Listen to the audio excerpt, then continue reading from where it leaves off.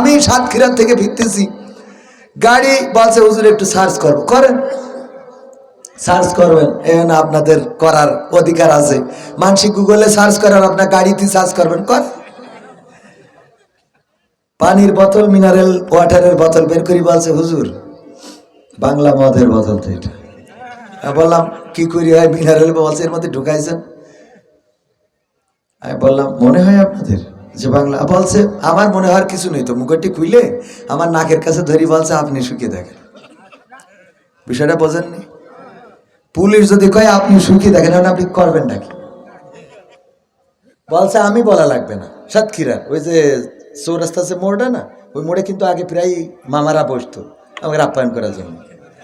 তো মামা বসে বলছে যে আমি বলার দরকার নেই, বোতলের মুখটি, মিনারেল ওয়াটারের মুখটি খুলি, বলছে আপনি শুইকে বলেন যে বাংলা মদ আছে কিনা। আমি যতই বলি তোরা তো পুলিশ, তোদের কথা তো ফেরেশতারা না, শয়তানও বিশ্বাস করে, ঠিক না বেঠি? তোকে তো কথাই এই পুলিশগুলো এখন যারা, যেখানেই আমি পুলিশ দেখি এই জায়গায় তো নাই, এই জন্য বইলে শান্তি পাবো না। যে এনে পুলিশ দাঁড়ায় থাকে আমি বলি যে দেখবেন যেন বসি না থাকে, কারণ আমরা বেতন দিই, ওনারা বসে আমাদের নিরাপত্তা দেবে। পাকামো পুলিশ নিরাপত্তা দিতে হবে আমাদের। জনগণের রক্ত ঘাম পানি করার টাকায় বেতন নেই। আর এই জাহেল গুলো আমাদের বুকে গুলি চালিয়েছে। যদি ধরতে বলেছে মারতে মারতে নিয়ে এসেছে, যদি বলেছে ধরে আনো বেঁধে নিয়ে চলে এসেছে। কে কত ধরতে পারে, কে কত মারতে পারে, এটার প্রতিযোগিতা শুরু করেছিল। তারা এখন বলে আমরাও নির্যাতিত ছিলাম। শয়তান, নির্যাতিত ছিলে? নির্যাতিত প্রশাসনের কোন মানুষ বসে থাকতে পারবে না। ট্রাফিক মোটরসাইকেলের পরে বসে বিড়ি টানা, যেই থাবা খুশি দেবেন দরকার হলে। বেতন দিতে বিড়ি টানিস মানে? রাস্তায় জ্যাম পড়ে বসে রয়েছে, আমাদের মাহফিলি জাতি দেরি হয়ে যাচ্ছে, ফাইজলামে পাইছেন। পুলিশ এখন এমন রাজত্ব কায়েম করেছিল, আর আমার দেশের ওই দলের লোকজনগুলো তাদের কাঁধে ভর করে মনে করেছিল বাংলাদেশের জমিন তাদের নামে লিখে দেয়া। অথচ তারা বুঝতে পেরেছে এই বাংলাদেশের জমিন পুলিশের নয়, আর্মির নয়, বিডিআরের নয়, বিজিবির নয়, এই বাংলাদেশের জমিন বাংলাদেশের জনগণের। বলেন ঠিক কিনা? আমরা রক্ত দিয়ে 1971-এ এই দেশ এনেছি, 2024-এ রক্ত দিয়েছি, আবার লাগলে আবার দেব, কিন্তু এই বাংলাদেশকে দাদা বাবুদের গোলাম বানাতে দেব না। এই বাংলাদেশে পুলিশি রাজত্ব কায়েম হবে না। জনগণের ইচ্ছার প্রতিফলন ঘটাতে হবে, জনগণ যেটা চাবে সেটা হইতে হবে। আর যারা এখনো বোঝেন নাই, এখনো যারা বলেন আগেই তো ভালো ছিলাম, তাদের বলবো আগেই তো ভালো ছিলেন। ভালো তো আপনি ছিলেনই, কারণ পুলিশ আপনার নিরাপত্তা দিয়ে তো স্টেজে উঠাইছে। এই জন্যই বলেছেন যে আমরা মুইতে দিলি ভাইসে যাবি। তোরা মদিন খাল বানা, এটা দেখি কয় বানের পানির মতো ভাইসে যাবে। বুঝছেন আপনি কিটা তো আমি জানি না, অতিথি, প্রধান অতিথি। তা এখন বলছে আমরা মুইতে দিলি বানের পানির মতো ভাইসে যাবে। আমি বললাম বানের পানির দরকার নেই, তুই একটা ড্রেন ভাসা, দেখি তোমাদের মেশিনে কত মুত আছে, আইসু সামনে কথা বলার সময়। আর এইভাবে কথা বলার কারণে সরকার মনে করেছিল সব তো আমাদের, ঠিক না বে ঠিক? কারণ চাপার জোর কমে না, কিছু আছে না চাপার জোর, এরম আছে না নাই? কিছুক্ষণ আগে সাতক্ষীরাতে আলোচনা করে আসলাম, সাতক্ষীরায় তো ট্রেন রোড নেই, জানেন আপনারা? সাতক্ষীরায় ট্রেন রোড নেই, তো একজন যশোরের লোক সাতক্ষীরার এক মেয়ে বিয়ে করেছে।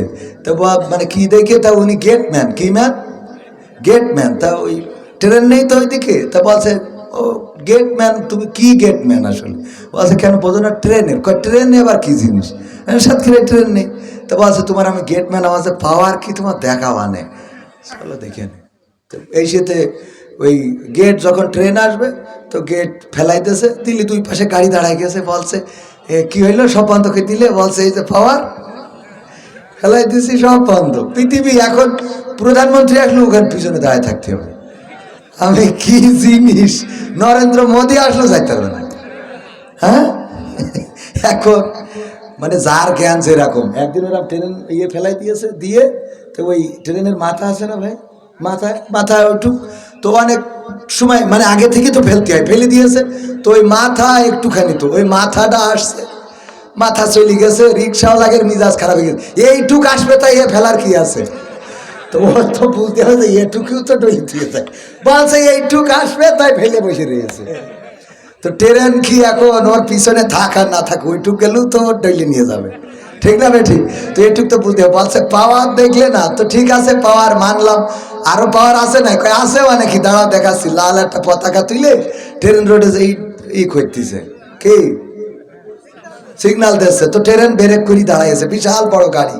তো সাতক্ষীরার বউ তো অবাক, ওরে আল্লাহ আমি এ কি স্বামী পাইছি, এ তো স্বামী না পুরো আসামি।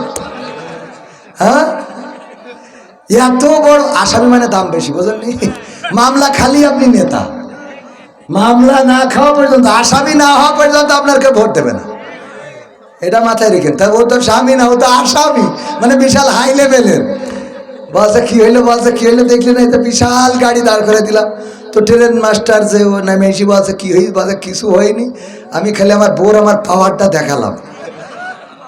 তো যাক ভালো হইলো, ভাল লাগলো, কই দেশে এক থাবা কইছি কানের পরে একেবারে দিয়ে, তারপরে ট্রেনে উঠে চলে গেছে। বউ বলছে কি হইলো, বলছে তেমন কিছু হয়নি। তো কিছু হয়নি মানে থাবা একখান বসিয়ে দিলে, বলছে যে পাগল এই তো হইলো পাওয়ারের খেলা, আমার পাওয়ার আমি দেখাইছি, ওর পাওয়ার ও দেখাইল, এই তো হলো কি।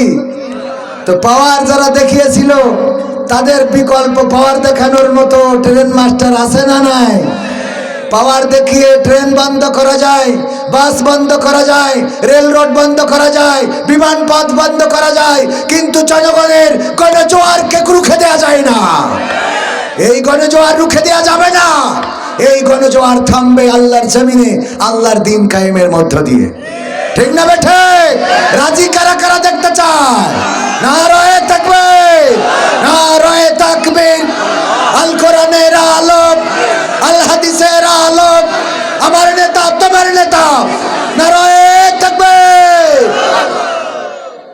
ভাইরা আলোচনা শুরু করি, বেশি সময় নেব না।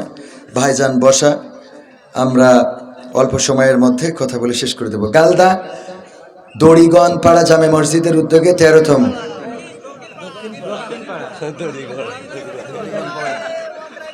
এই লিখা যদি ভুল হয় তা আমার বলেন।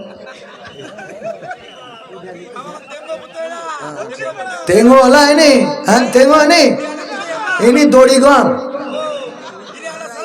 রয় রয় র আডা ini tengok hang mai tengok hang bodoh lah ini orang ini mai tengok